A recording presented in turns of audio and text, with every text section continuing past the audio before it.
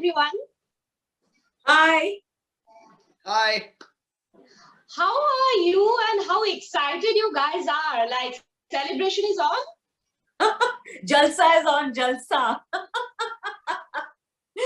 Obviously, we're very excited because we're receiving so much love and varied reactions. And I just feel so grateful.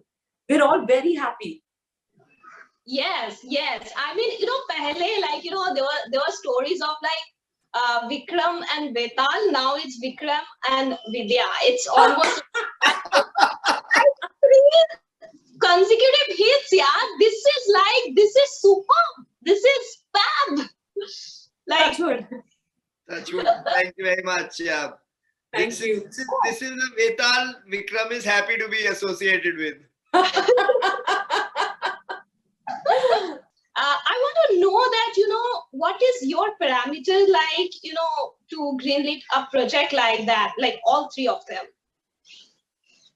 I think all three films that you've named here or that we are celebrating here they really come out of the DNA of storytelling that we have at Abundancia Entertainment. We don't look at films basis the gender of the protagonist or the storyteller. They need to be strong, impactful, engaging, entertaining stories that leave more with you than just the 2.5 hours that one would spend watching them. Parameters for us are simple. It begins with the vision of the storyteller, followed by the size of the audience that the film can impact, and then obviously the economic considerations that underlie these two objectives. And truly speaking, it starts with what the story is and it ends with what the story is. Everything else falls into place. Every film of your, I mean, if I just look at your filmography, you have taken risk. Probably you're going by conviction, but you have taken risk. And most of the time it's successful. Sometimes it's like here and there, but most of the time it is like you deliver only success. I want to know how important do you feel that the backup of a sensitive mind like Vikram, like a production house, like how do you look at that change that is kind of also changing our cinema? Can I tell you, Arundhati, very honestly, when I joined films, I didn't really know what the role of a producer is. Since I started doing the so-called female-led films, I started appreciating what it takes for someone to actually back a film that's not a success on paper. Especially in 2008 when I did Ishqiya, or then I went on to do No One Killed Jessica. So the conviction of the producer to me is as important as the conviction of the director in telling the story. And over these years, I've worked with a lot of wonderful producers, but I have to say that I've done 3 films with Vikram Malhotra and Abundancia Entertainment now. And I find that, they are firstly fearless. Yes. In the kind of stories they want to tell, and in actually going ahead and making them, in also making sure that those films get the right platform. So, it's literally between director and producer. It's like one is a father, one is a mother. I think more than ever today, I realize that when for example, people ask me that what all do you look at when you make a decision to take up a film? And I want to say it's a story, it's the director and the producer. So the director is most crucial, and that much more with these kind of films, which are not, your conventional films. But the joy of working with someone like Vikram is that he's wanting to, I think, push the envelope or tell different kinds of stories, not just adhere to the norm. This is the time for these kind of stories, like it's finding its audience more. And that's why the risk-taking factor that we talk about is less, but the celebration of story is something that is in your emphasis. How do you look at that? There's never been a better time to tell progressive stories like Jalsa, because the audience on the other side, I've always believed, is maturing faster than us as producers and storytellers. today, if you look at Indian moviegoers, Indian content watchers, they are exposed to some of the best that comes from the world. And it is responsibility on us as creators and enablers to rise up to the bar and deliver what they're expecting from us.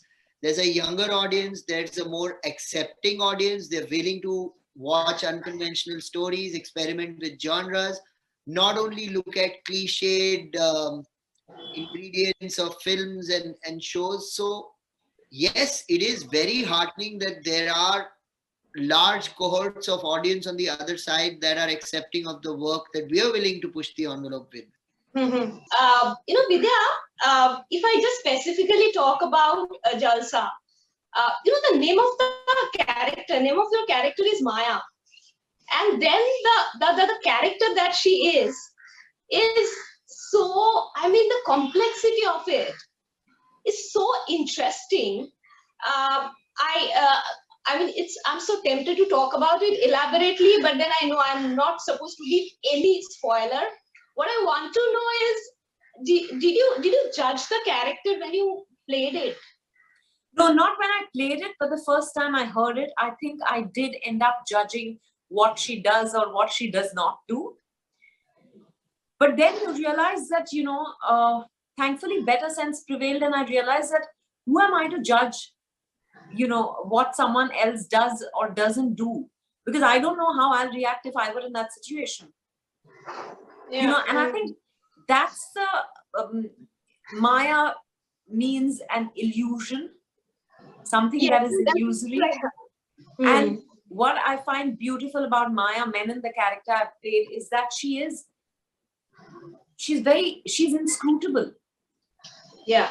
What you see is not what you get. You don't really know Maya. In that sense, she is an illusion. Yeah. So relevant. And the character is so relevant with the name of it also. Yeah, exactly. I think that's what Suresh must have had in mind when he named her Maya. But then this film, especially Jalsa and Sherni, these two are like super complex character, silent at times, and it's so opposite of you. I want to know, was that the thing for you to say yes to these two projects? Maybe subconsciously, I'm not aware of it in that sense, but maybe it had a role to play, the fact that they're so different from who I am. And, I think it's always, and yet I feel there is a Vidya Vincent in me and there is a Maya Menon in me. I had to tap into that part of me to play these characters. Because I think as an actor, as an individual, we have many people living inside us. And depending on the situation, a different person or at least a different facet of us gets expressed or exposed.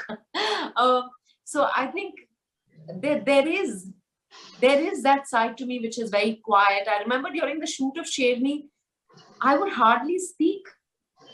Off camera? Because off camera also. And that's a rarity, let me tell you. Because I find it very difficult to keep quiet.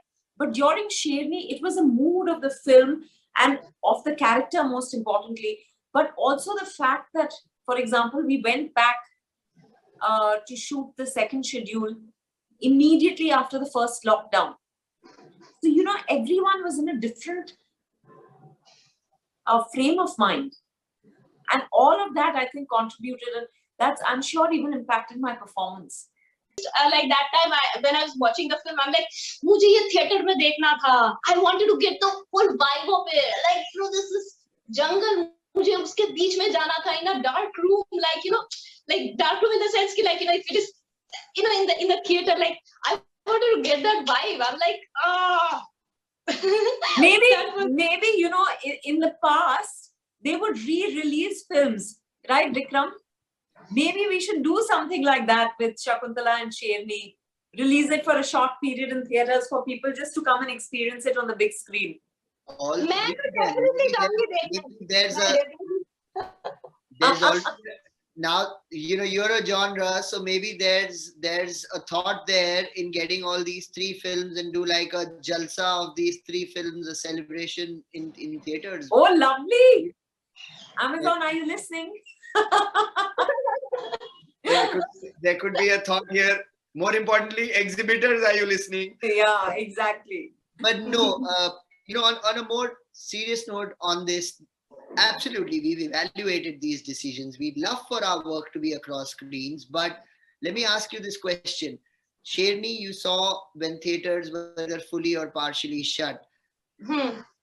Isn't it better to have seen it while it was fresh and relevant than to have waited for 2 years Yeah. to have come out and not seen anything of that at all?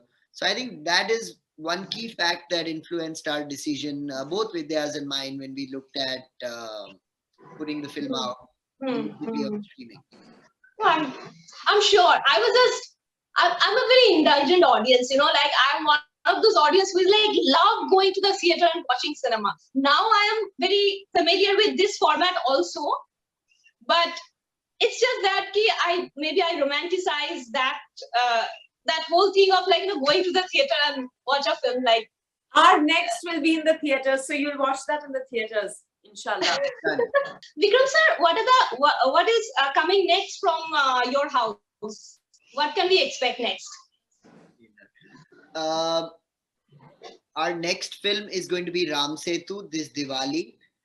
Yes. There are a series of films under production at this point in time. There's Sukhi, which is being directed by Sonal Joshi, who makes her debut.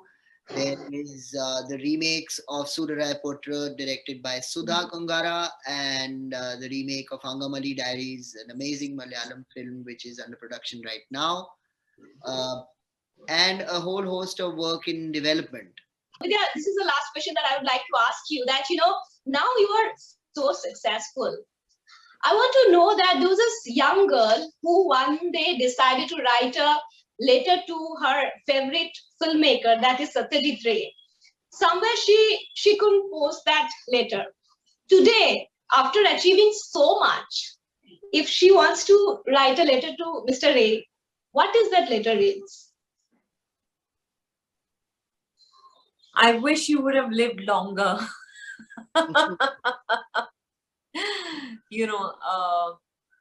Even today I would have loved to work with him. Mahanagar is one of my favoriteest films. I know everyone says Charulata, but for me, I don't know, Mahanagar connected with me very, very deeply. And so many of his other works, right? So, Pothe Panchali and Aparajitu and so many others. So I would have loved to work with him. I wish he had lived longer, and I wish I could have done an abundant show on him, worked with him repeatedly in many, many films. What a collaboration there would have been. My God. Yeah, because Vidya sides se na ekdam like she looks Charulata. She has that thing. I'm sure you must have heard that from many other. Lots of people have told me that I look like Madhavi Di, and I know Madhavi Di very well. So, as a matter of fact, I wish I could turn my camera and show you the poster of Mahanagar. See this? Can you see it? Yes. Yes. Yeah. Wow. Yeah. You admire Bengali culture, Bengali cinema, and Mr. Ray to that extent, na? Like I have lots.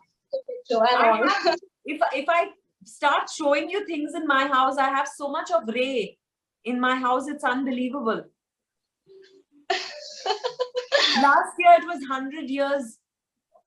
He would have completed 100 years, right? There was an exhibition where lots of artists. Okay, I'll show you this one painting. It has characters from all of Ray's films. It's right behind me. Let me try and show it to you. Oh my God, this is. Can you see this? Yes. Wow. I have lots of Ray in my house. Oh my God. Oh my God. Oh Yeah. my God. Oh my God. But Vidya, thank you so much for giving your time. Vikram sir, thank you so much for giving your time, and may you guys collaborate more and make more films, more successful films and projects, and we will keep celebrating this kind of wonderful stories. Thank you. Thank you so much, Arundhati. Thank you. Take care. Bye. তুমি খুব Bye. সুন্দর